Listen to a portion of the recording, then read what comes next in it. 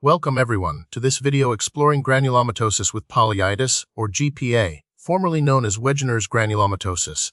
This is a rare and complex autoimmune disease, and our goal is to provide a clear and comprehensive understanding of it. We'll cover everything from what causes it to how it's diagnosed and treated, so let's dive in. The exact cause of GPA remains unknown, however, it is not contagious. GPA is classified as an autoimmune disorder. In autoimmune disorders, the body's immune system mistakenly attacks its own tissues and organs. In GPA, this abnormal immune response leads to inflammation of blood vessels, particularly in the nose, sinuses, lungs, and kidneys.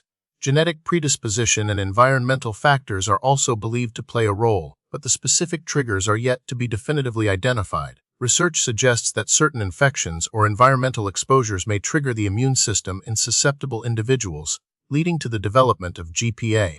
GPA is characterized by inflammation of blood vessels, a condition known as vasculitis. This inflammation leads to the formation of granulomas, which are clumps of immune cells.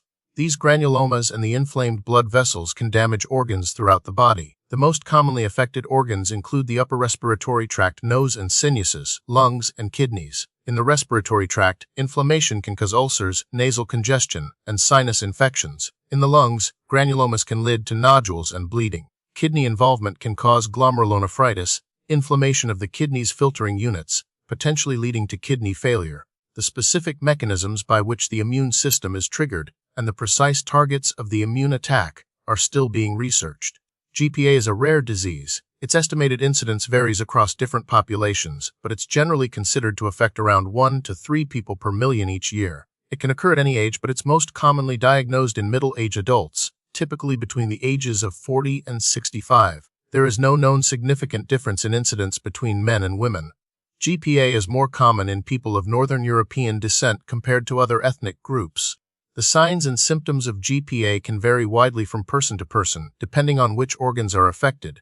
Common early symptoms include persistent runny nose with pus-like discharge, sinus infections that don't respond to antibiotics, nosebleeds, cough, and shortness of breath. Some people may experience joint pain, fatigue, fever, and weight loss.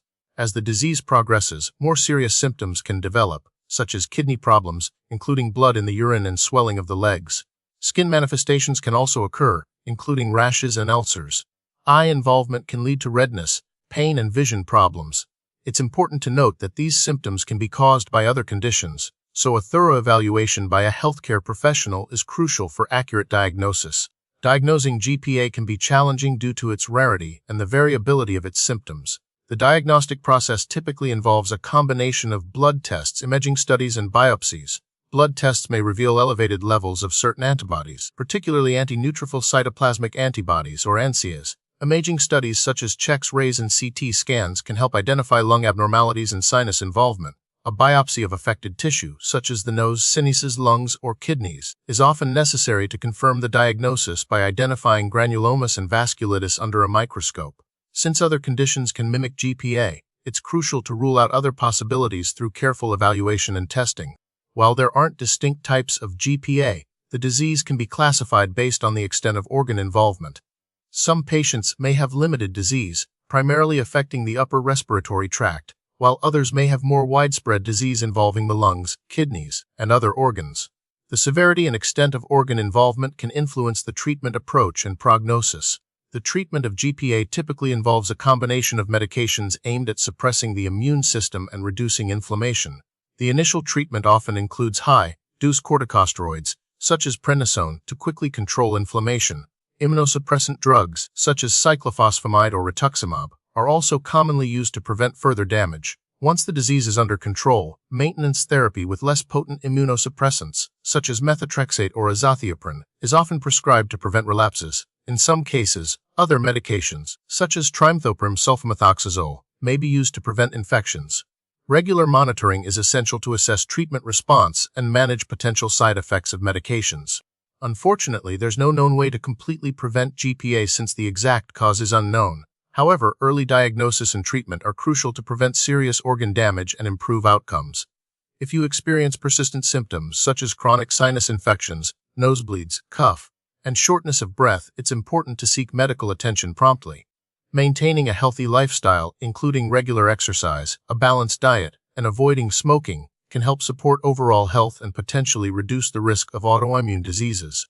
The prognosis for GPA has improved significantly with the advent of effective treatments.